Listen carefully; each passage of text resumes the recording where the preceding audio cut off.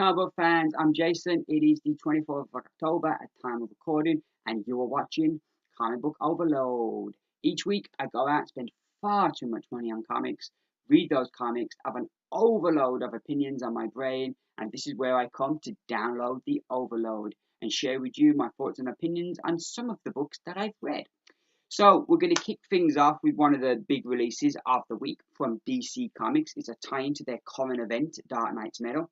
It is, of course, Dark Knight's Batman the Drowned, issue number 1. This is a one-shot introducing one of the Batmen from the Dark Universe. And like each Batman kind of has a kind of the thing where they've got powers similar to, remember, the Justice League. So you had Red Death, who was the opposite to the Flash. You had Dawnbringer, was it Dawnbreaker? Who they were the opposite to Dawnbreaker was the opposite to Green Lantern. You had Murder Machine, who is one of the best named ones, was the opposite to Cyborg. And this issue we meet the Drowned, and she's the opposite to Aquaman. The really interesting wrinkle about this is the universe that the Drowned comes from is where the genders have been reversed. So all the people that are male in our universe, in the main universe, they are female, and likewise. So, and that just made this one of the most fascinating universes we've seen encountered from the Dark Universe yet. Reading this, going in, I've enjoyed these books, even though they've got a set format each issue. I've enjoyed them more and more, and so I was really looking forward to this one. And I did go away a bit disappointed. I felt, as I've just mentioned, I felt the character's backstory was interesting, just because of the world they come from has been kind of reversed, and it was of interesting premise. I would have liked to see how it played out. I like for example, are the genders treated the same as they are in the world we know there, or because like the genders have been switched, does that mean the women are kind of the dominant sex, or and that now you're getting more men's rights in this universe? It would have been really interesting to see. I think they could have done some really fun stuff with that. Instead, what we get is that we learn that her partner, Sylvester Kyle, was killed. You go by rogue metas. You gather that this Batman as kind of the Drowned has kind of destroyed all the metas. We then get the Atlanteans coming in peace. She doesn't believe them. She kills their leader, Aquawoman. War breaks out. She mutates herself and creates an army, and is able to go to war and win the war at the cost of destroying the world. But they won, and their world is going to be destroyed when the Batman Who Laughs comes and offers her to take her to a universe where there is light, and they will bring darkness to that light. So I like that, but it kind of like what we got felt really rushed, and it kind of felt to me the more interesting stuff for me was kind of the stuff with how did Sylvester Kyle die, who murdered Sylvester Kyle, and like how, because that seemed to be the moment. All the other books we've had a key moment where characters have died, and like sometimes like Red Death we didn't need to see the Robins die because we know the effect that would have on Batman. But then with the Murder Machine we saw Alfred's violent and brutal death, and of course the last one we had, the Dawnbreaker, we saw like it went back to Crime Alley to that moment when Bruce lost his parents, which was a scene we'd seen many times before, and we revisited it in a slightly different way. With this is the first one. So like the only other one, like I say, is Red Death, was where we never saw the actual deaths, but we did because we know how one Robin dying would affect Batman. So to lose all of them, you can only imagine. With this kind of, it would have been nice because this was an interesting world to have seen a bit more. But instead it felt like we raced through the story to get through everything. And I kind of felt that hurt the story for me personally, because I felt there was so much potential there. And also the mention of rogue metas, I would have liked to have seen more or what that was all about. It does feel though it's the first one that builds to the next, as we kind of get this little mention at the end there, like next week it's Batman the Merciless.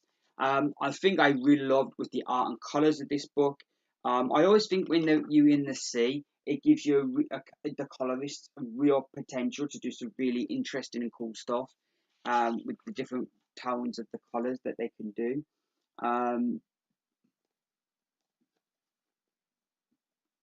think it gives them a real great opportunity.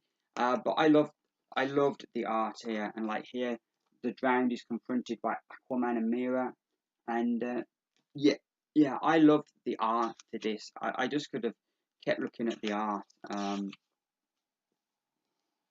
It was just great stuff. So yeah, overall I enjoyed this, but I think out of the lot of them, this was the first one where I was also a bit disappointed, just because I felt that this world had so much potential to explore, and it felt like we raced through it. So I'd give Batman the Drowned #1. I would give it 7 out of 10 because it was still a good book. Next up, we have Runaways, issue #2. I'd never read Runaways before, but when issue 1 came out, the lady in my comic shop gave it a proper hard sell. But the way she described it made me really want to see it. It sounded really cool, and the characters seemed really cool, and the premise seemed really cool. So I just felt it sounded really cool. And so I tried the first issue, and I really liked it. We had this character Chase, this character Gertie. She died. But Chase, after 2 years, had found a way to go back in time to bring her to the present at the moment she's dying, in the hope that they can save her. And he takes it to Nico, and Nico has the power the ability to use magic, but she can only use any spell once. And so Nico has to find a spell that will save Gertie, save Gert. And they did this, and Chase did all of this because he loves Gert. And kind of like how they were portrayed in the first issue, it kind of felt like that they were these two characters who were deeply in love and were together. This issue, they're dealing now with Gert, who's got she's missed 2 years.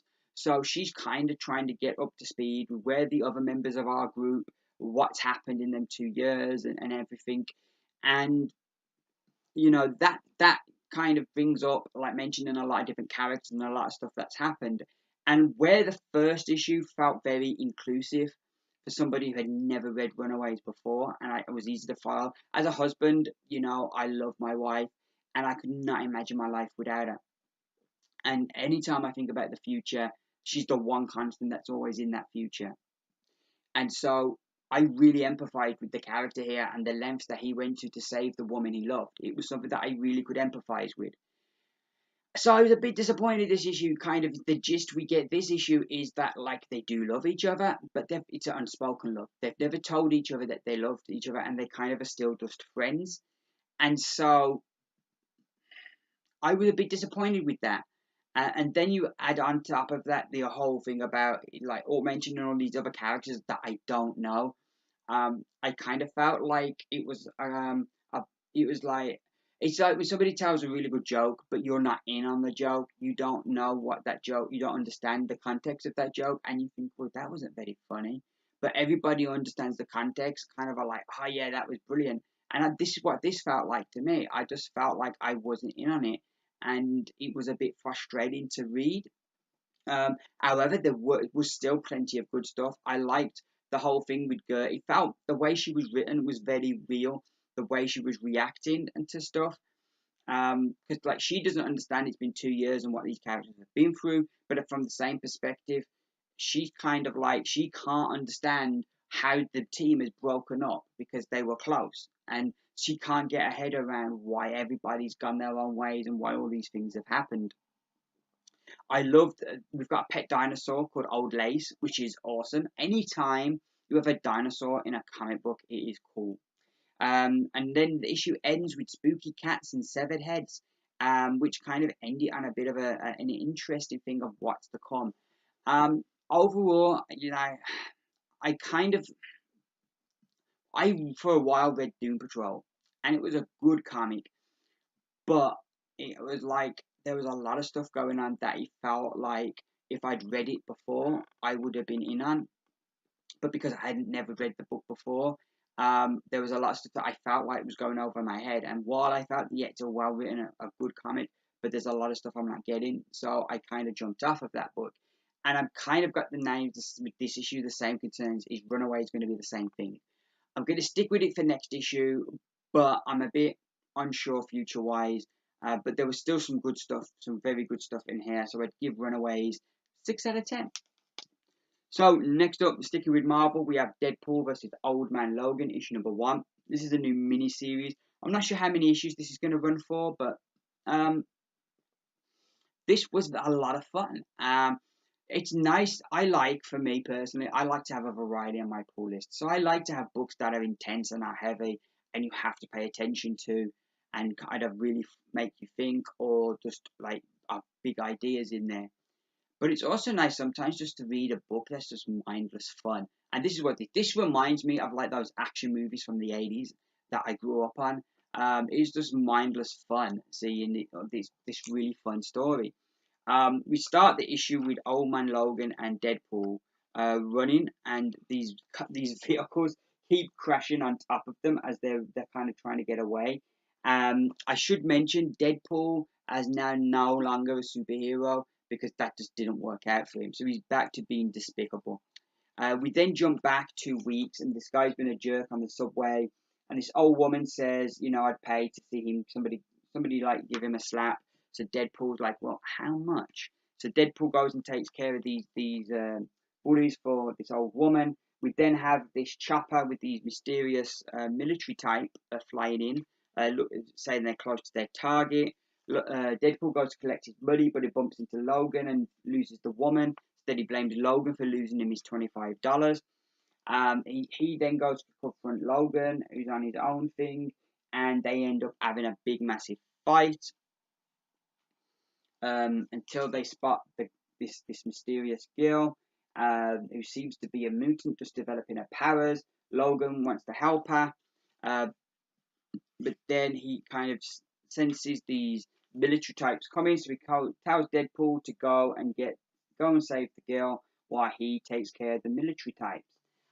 Like I say, the book was just fun. It isn't deep at all. I do like the mystery of this girl, and I'm kind of curious to find out more about and what's going on. Did these military types already have her, or have they kind of found her because she's just emerging her powers? So that's going to be interesting to find out. Um, and while you've got like this kind of small story with Deadpool and Logan, there does seem to be something bigger going on, and so I enjoyed this. This was, like I say, I think the best word to sum this up is fun. And your Deadpool versus Old Man Logan is number one, 8 out of 10. So next up, we jump over to DC Comics, and we have the first kind of book to spin out from the Wildstorm comic. It is Michael Cray, number one. Michael Cray used to work for this evil organization called, I think it was called International Operations, and he'd go around taking out people for them, killing people. He now medically isn't well, and he refused to kill this woman because he just didn't think there was enough motive to do it, and they kind of basically gave him the sack and withdrew his healthcare.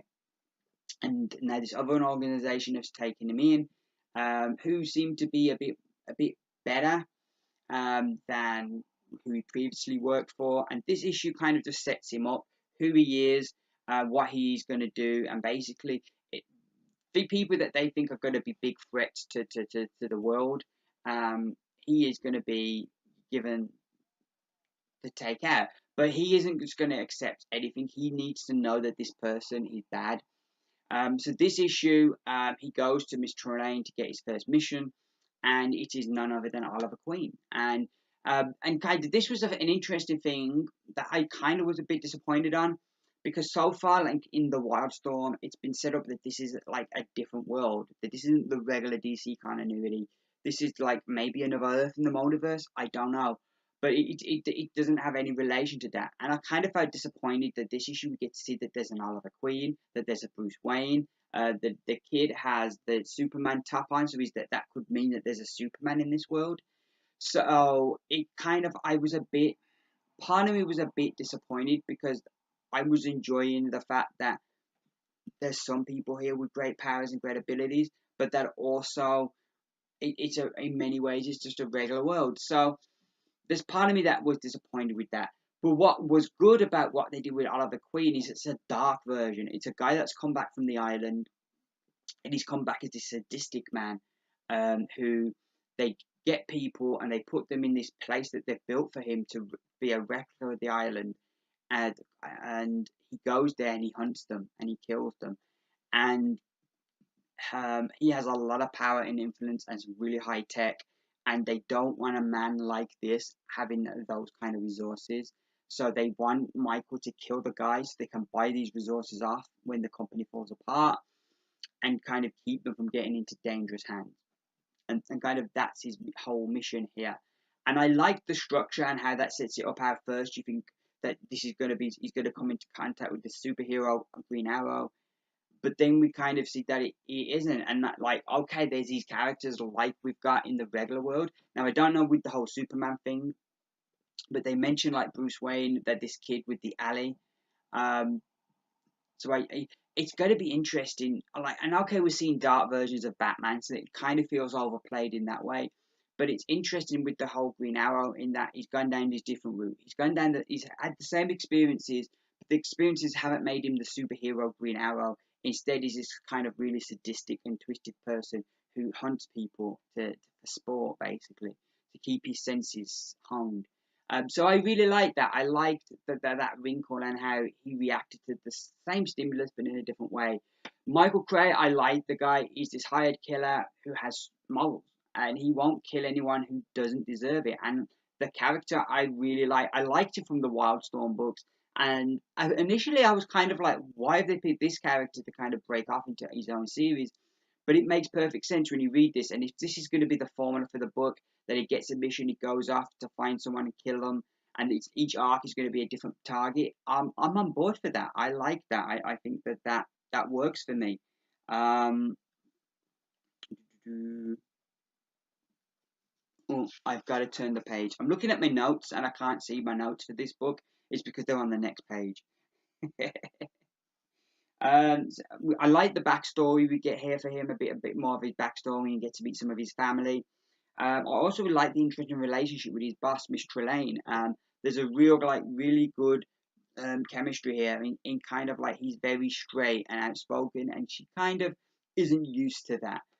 So overall I really enjoyed this, and I definitely think while initially I was a bit disappointed seeing characters like Oliver Queen in this world, I like how they've been reimagined so they're not the costume superheroes. And overall, I thought it was a good book and a good start to this series that I'll be sticking with and give Michael Cray #1 7 out of 10. So next up we have The Wildstorm, issue #8. Wow.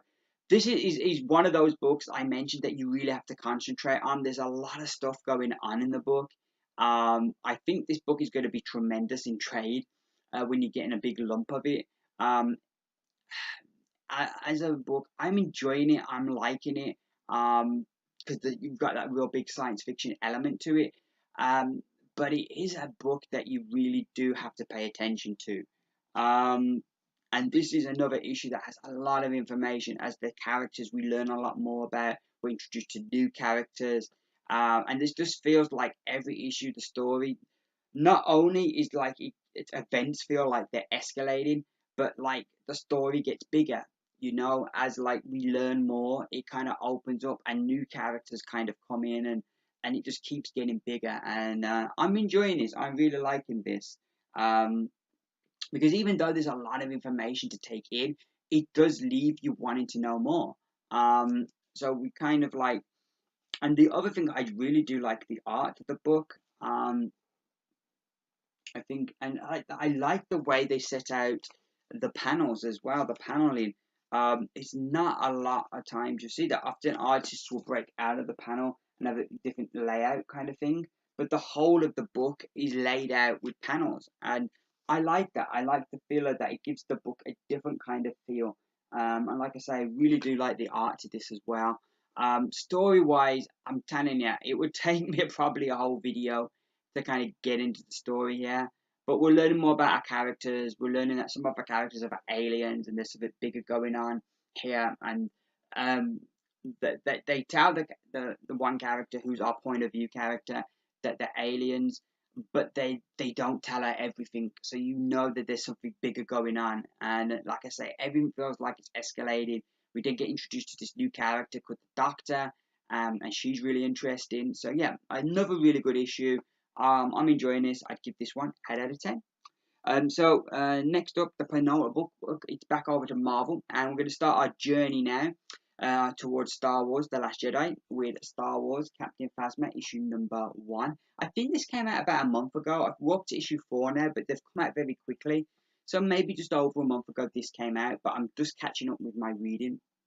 And this issue was one. It was a strange one. Captain Phasma was a character going into that film. I loved the look of the character. I thought she was really cool. First female stormtrooper, and she looked badass. And kind of, it's played by the actress who plays Brianna Tarth in Game of Thrones, so you know she was going to be badass. And then I kind of in the film was disappointed we didn't see more from her. Apparently we're going to get a lot more of it in this new film. So this book kind of starts from when she's put inside the trash compactor near the end of Force Awakens. It kind of jumps from the last moment we see her, and we trying to jump into the story as she basically, because she was forced to kind of bring down the shield, and that's how the Resistance was able to attack Starkiller Base. And so she kind of wants to take it out of being implicated of that, and she puts the blame on somebody else, and she then starts hunting that person while this planet is being destroyed around her. She's trying to hunt down this person, and there's this big whole chase, and it's action packed, and the art by Shitetto, I remember him doing. I'm sure I remember him doing The Punisher. Really good artist, but the art is just really good. There's like loads of explosion, loads of really cool badass moments. I just love this dub page spread. It's just awesome.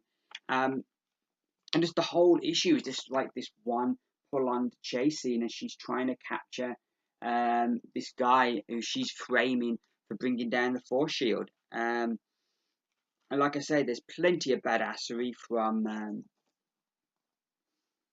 Captain Phasma. Not a whole lot of story because it's just like one big long chase. I enjoyed it. We kind of do learn a little bit about her personality, about how ruthless she is, which is interesting. And I'm definitely looking forward to seeing where her story goes and how this is going to lead in, and seeing kind of, because in the film we only got to see, we didn't see any of like they're not the Empire, aren't they? Was it the New Order they were called? I can't remember. But like we didn't see them after their base was destroyed. We didn't see what happened to the characters. So it's going to be really interesting to see her chase this guy and how it's all going to lead into the new film. But yeah, I enjoyed this. It didn't blow me away, but there was enough here that I enjoyed it, and would be back to see where the next issue goes, and give Captain Phasma issue number 1 7 out of 10. So finally, one of the books I was looking really forward to this week, it is The Mighty Thor issue 700, and I absolutely love this. Jason Aaron is like just got kicking it big style. I love the structure. If we jump back about a month when Marvel brought out the Marvel Legacy comic, and you had multiple artists on that book, and I just didn't think the way they managed them worked well. It kind of took me out of the book, the kinds of changes. What I love here is basically what Aaron's done is he's got like Malkiev, who's started this War of Realms. He's going to the roots of the world tree, the tree that holds all the realms. He's going to the roots where the Norns are, and they kind of control destiny. And if he can destroy them, then destiny is your own to create. And so he's going there so like he can create his own destiny and kind of win the war. So Odinson is kind of brought in to kind of protect it, and like through the battle there, and that's our main story. We also have our goddess of thunder for battling the She-Hulk, and that is really cool as well. To see like these two female characters battling it out, just like their male counterparts would have. And those are the main two stories, but then we get all these little short stories that we kind of get into, and each short story's got a different artist. So it kind of, the format I thought worked really well. And I really enjoyed that, and I loved how they managed that. There's some great art throughout the book as well, and I thought that worked really well.